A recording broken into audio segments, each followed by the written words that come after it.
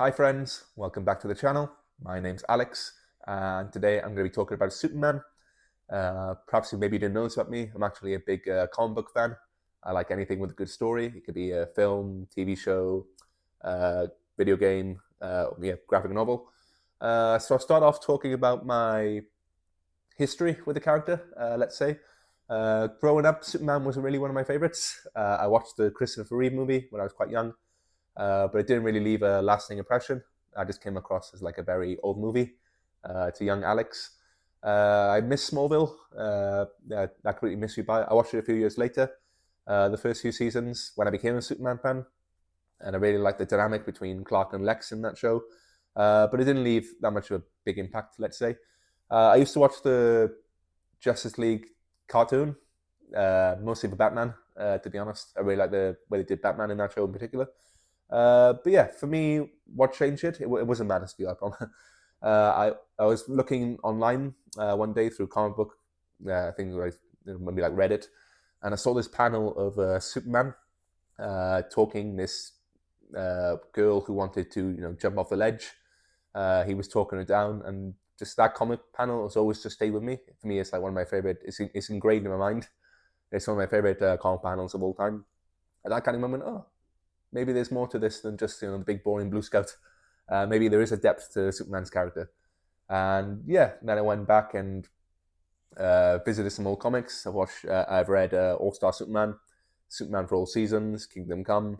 Talk a little bit more of those at the end of the video. But yeah, for me, it's been comic Superman that has made me the fan, because so far in live action, it's not been particularly very good. For me, Man of Steel was very lacking in what made Superman, in what makes people love Superman. It just lacked that warmth. Superman barely spoke. It kind of tried to be hopeful, but for me, it didn't land. It just felt very dark and gloomy and depression. And yeah, there's a lot of I remember a lot of talk online about Superman snapping Zog's neck and the destruction of Metropolis, and I was like, yeah, I wasn't really feeling it. I did like Batman v Superman. It's not what I wanted from a Superman franchise in that aspect, but as a movie, I find it incredibly entertaining and off the wall. I'm very surprised they made that movie. But then Justice League, that didn't work for me.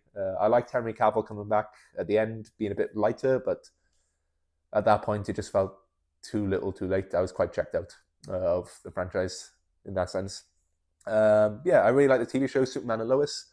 I think Tyler Hoechlin, I think that's how it is. I think for me, it's refreshing to see Superman as a character studied in a TV show of such quality for so long. I think they did a really good job.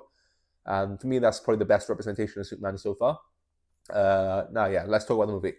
For me, this movie did what it needed to do. It was hopeful.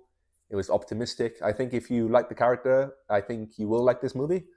I see a lot of people online, the usual types, who want a bit more patriotism, let's say. If you come in a Superman with a old school American, pro-American, this is the American way kind of thing, or maybe you'll be a bit, well, you continue to be disappointed, let's say. But for me, as someone who sees it as let's hope for a better world and a better tomorrow, this pulled it off for me. I really liked his interactions with the characters, just the innocence and the hopeful and the treating people with kindness and consideration. It landed.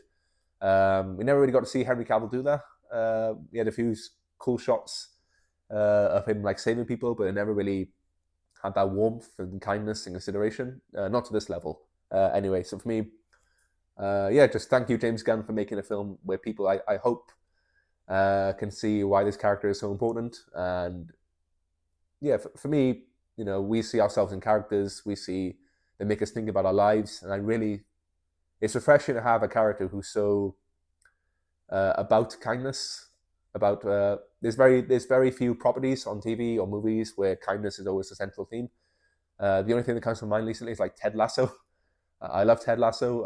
I just wish more creatives sort of lean into that vibe of promoting kindness and consideration, because I do think you can do it so well. And for me, yeah, I'm a sucker for that kind of stuff. My favorite YouTube channels like Cinema Therapy, they kind of on that same level, where it's just warm, sweet, and funny. Maybe a bit corny for some people, but for me, I think it can be. I think we're at a point where we can move past just dismissing it as corny. I think it can be done so well. But yeah, I'll talk about the characters. David Cordesworth as Superman nailed it. For me, this is Superman moving forward. I'm so happy we can move on from Henry. I like Henry Cavill, but I'm so happy we can move on from that version of Superman to this one. I see some criticisms online. He's not as stoic, which I kind of get. You know, Superman in the comics is mostly stoic when he's in his costume in public, being a world leader in some sense. But for me, this is a young Superman. I'm okay with Superman with a personality. Yeah, I've also think people forget, you know, this is well, essentially it can be a foundation, not just for a franchise, the wider franchise as a whole. But we're going to get sequels, and I see no reason why we can't imagine this Superman will grow into a more stoic, more polished hero. There's a scene where he's with the Justice Gang, Green Lantern, Hawkgirl, and Mr. Terrific, if you see the trailers, and they kind of, you know, belittle him. He's trying to suggest, let's keep the animal alive, let's keep the giant kaiju, let's try and euthanize it in a more friendly way. And I'm just like, come on, man. Yeah, for me, it worked, but I can imagine there are other people who want to see Superman go, no. They want to kind of see this more powerful, forceful, this is not the way we do things, follow me. And I hope he can grow into that. I think he can. That's not a criticism. For me, the scene worked, but yeah, I'm really excited to see how this interpretation of the character evolves in forthcoming movies. Lois Lane, really strong performance. I think they nailed the character. Just really wanted a little bit more. She showed all the signs. She's thoughtful. She's an incredible journalist. She's active in the plot. She challenges Clark Kent, which is I'm really happy with that.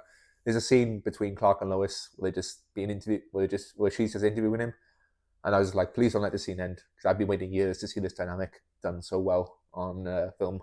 There's a reason why, you know, they're kind of considered the top tier of relationships in comic book history. But yeah, really excited again to see how this version of the character evolves. Yeah, for me, I think because I spent more time with Tyler Hoechlin and Elizabeth Tulloch, I think their version is, in my mind, a little bit more, I don't say better, but more developed. So I'm a bit more leaning towards them in terms of emotional attachment, especially the scene in the TV show when Lois gets cancer. I think they did that so well and very thoughtfully. But there's no reason why this version can't overtake Elizabeth Tulloch's version in future sequels. But for me, I want to talk about Lex Luthor. For me, Lex Luthor is one of my top favorite villains in all media, and he's just not been done anywhere near as he should in the movies. You know, Gene Hackman at the time, I get what he was going for, but that's not really what I wanted. Yeah, and Jesse Eisenberg, I kind of liked it, but it's just not really the definitive performance would be. I like the Smallville version, but again, it's just like young Lex. I mean, I want to see a fully formed Lex, and it felt like we finally got it. I think Nicholas Hoult smashed it.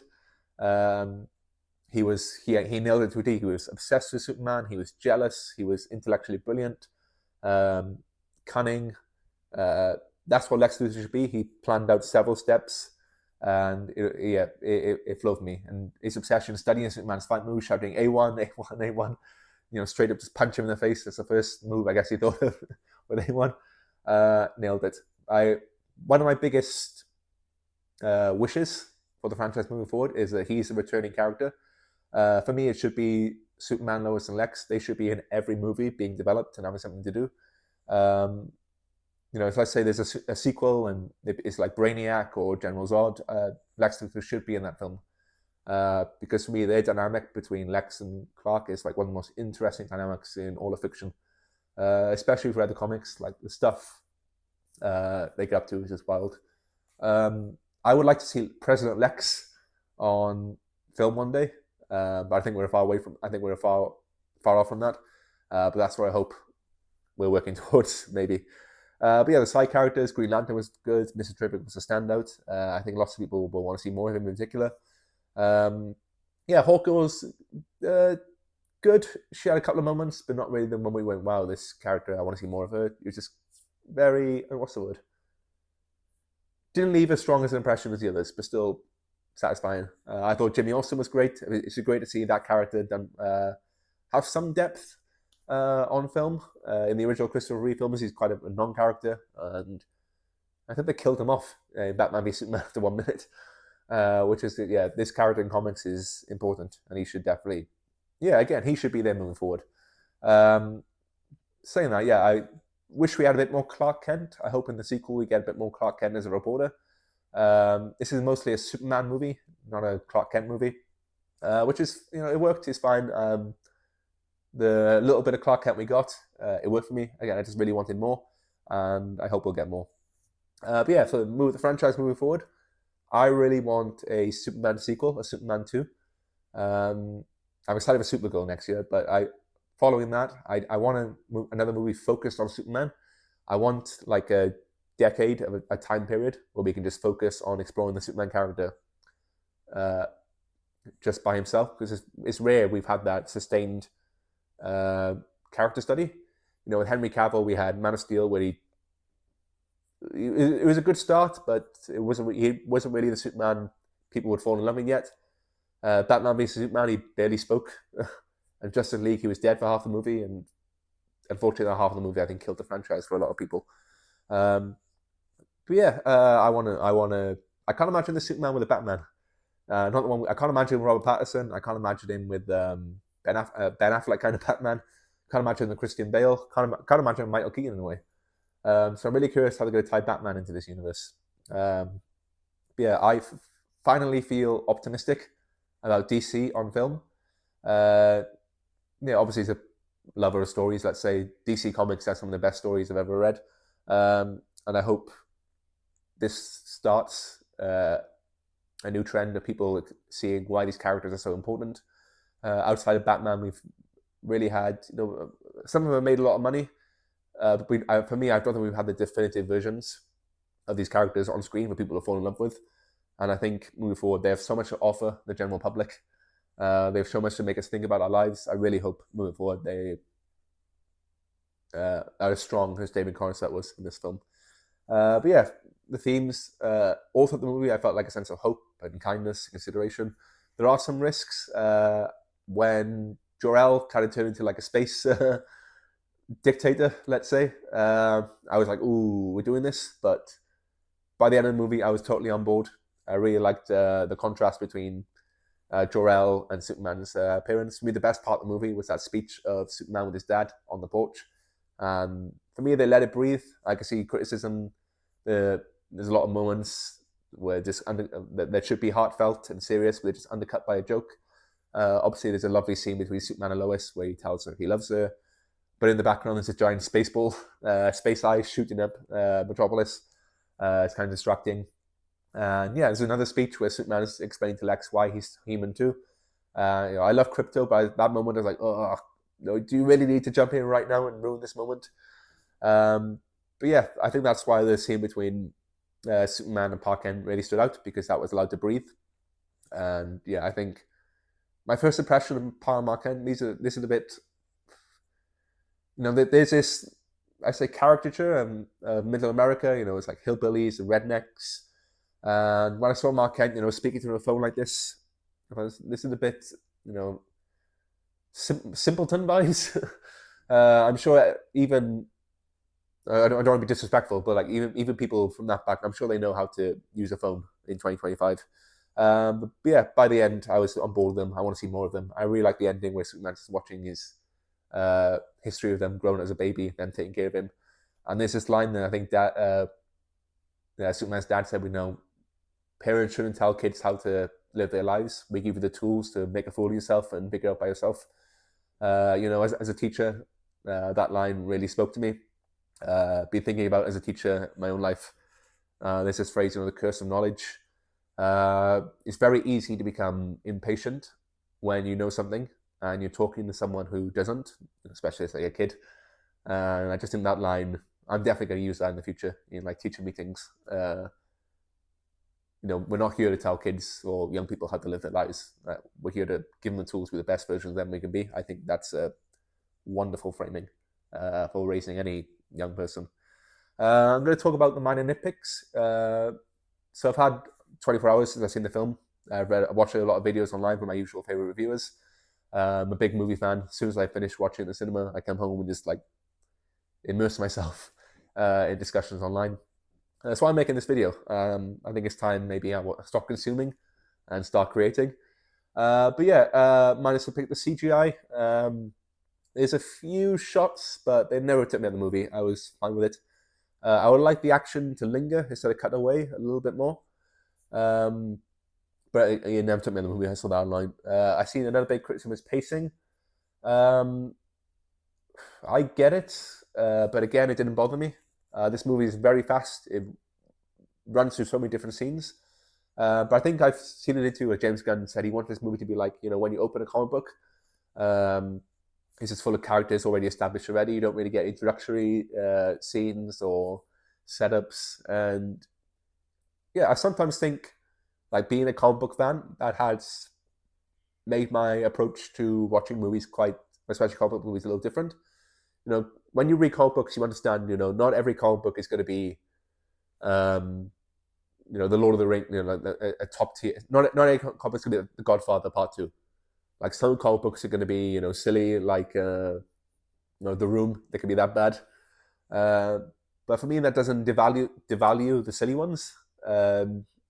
Each has their place. So yeah, I feel like being a comic book fan does make you think about films differently. I see a lot of people online, say, "Oh, this is trash," because it's my nitpick. I just think that's a really unrealistic expectation to approach films with. But yeah, the sense that this movie's funny. There's a few times where the jokes, I wish held off a little bit to let the moment breathe a little bit more. But I don't think that's a reason to trash the film or totally hate on it. Or maybe I can see why it'd be unsatisfying. But I think for me, I think this movie is designed to be like a thrill ride. And I think people will leave the theater like just gone through lots of excitement and emotional feelings. And I think they'll be excited for the character again. So for me, it worked. I can understand that nitpick, but I'm not going to let it dampen my enthusiasm for the film. But yeah, moving forward, if you want to know more about the character, there's so many comic book I think you should read. It does kind of bother me that comic book films are making so much money, but for some reason people just aren't reading comic books as much. It's very rare you hear someone say that they've got like Marvel Unlimited or the DC app on their phone. Yeah, I hope if I can give you some suggestions, maybe you'll pick up one. So if you're interested in, there's one comic I read in anticipation of the movie. It's called Quest for Peace, and it kind of answers the question, when you're so strong, when you could do what you want to do, why not try and solve big issues like world hunger? I'm not going to spoil how it addresses it, but I highly recommend picking it up. It's only like 50 pages. You can read it in like an hour, but it talks about more like, Superman, why he can't be this omnipresent being who wants to, tackle every issue in every country. You can also check out Kingdom Come, where Superman, again, it explores what would happen if he became a dictator. But there's other great ones. I really like the Red Sun. It talks about what would happen if Superman landed in the Soviet Union instead of America.